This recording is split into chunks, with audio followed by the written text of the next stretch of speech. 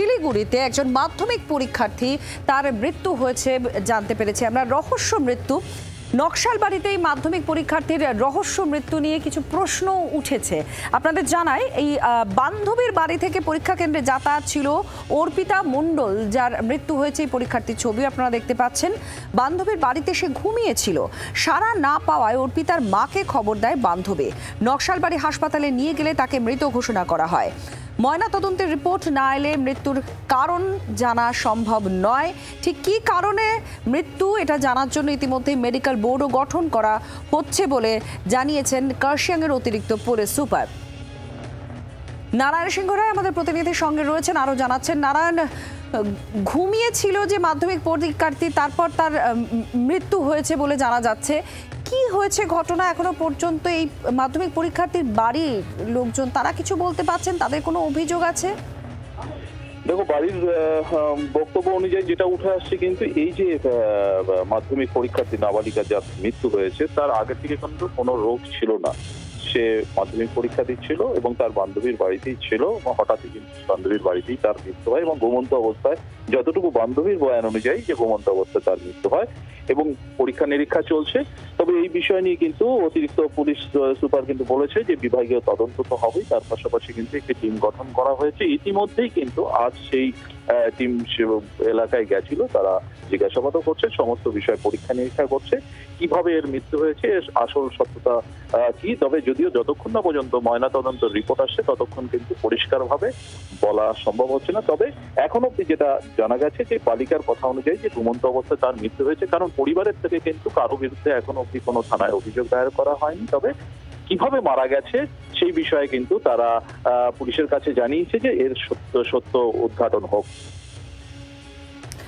নারায়ণ, একটু জানতে চাইবো, যেহেতু অত্যন্ত রহস্যজনক এবং খুব মর্মান্তিক একটি ঘটনা, ঘুমিয়েছিল মাধ্যমিক পরীক্ষার্থী, তারপর সে উঠছে না, ঘুমের মধ্যেই তার মৃত্যু। চিকিৎসকদের সঙ্গে কথা হয়েছে, তারা কিছু বলতে পারছেন?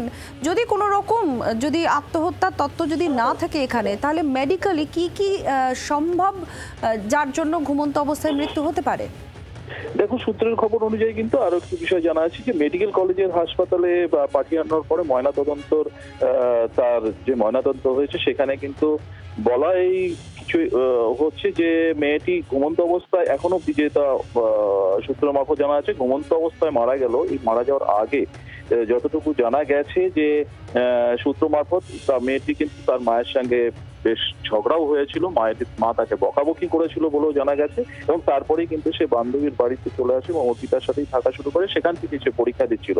তবে যতক্ষণ না পর্যন্ত, আবারও বলছি, পোস্টমর্টম রিপোর্ট পাওয়া যাচ্ছে, ততক্ষণ কিন্তু পুরো বিষয়টি ক্লিয়ার নয়। তবে এই ঘটনার সাথে যারা যুক্ত বা এই মৃত্যুর পিছনে যারা যুক্ত রয়েছে, তাদের যদি চিহ্নিত করা হয় বা এই ময়নাতদন্ত যদি ধরা পড়ে, তাহলে কিন্তু পুলিশ বিভাগীয় তদন্ত করবে বলেই জানা গেছে। ধন্যবাদ। নারায়ণ সিংহ রায় আমাদের প্রতিনিধির সঙ্গে ছিলেন। আপনারা শুনলেন এবং আপনারা দেখতেও পাচ্ছেন এই মাধ্যমিক পরীক্ষার্থী, সেই পরীক্ষার্থীর ঘুমন্ত অবস্থায়, ঘুমের মধ্যেই তার মৃত্যু হয়েছে। পুলিশ এখন পুরো বিষয়টাই বলছে যে ময়নাতদন্তের রিপোর্ট সামনে না এলে তাদের পক্ষেও জানা সম্ভব না যে কি কারণে মৃত্যু হয়েছে। ইতিমধ্যেই মেডিকেল বোর্ড তৈরি করা হয়েছে। ছাত্রীটি আত্মহত্যা করেছে নাকি ঘুমের মধ্যেই তার স্বাভাবিকভাবেই মৃত্যু হয়েছে, কি আছে তার মৃত্যুর পেছনে কারণ, সেটা খতিয়ে দেখা হচ্ছে।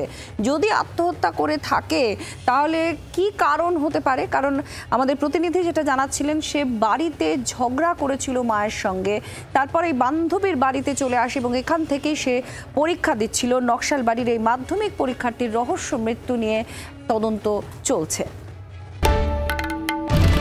বাংলার আওয়াজ, বাঙালির আবেগ, জি 24 ঘন্টা।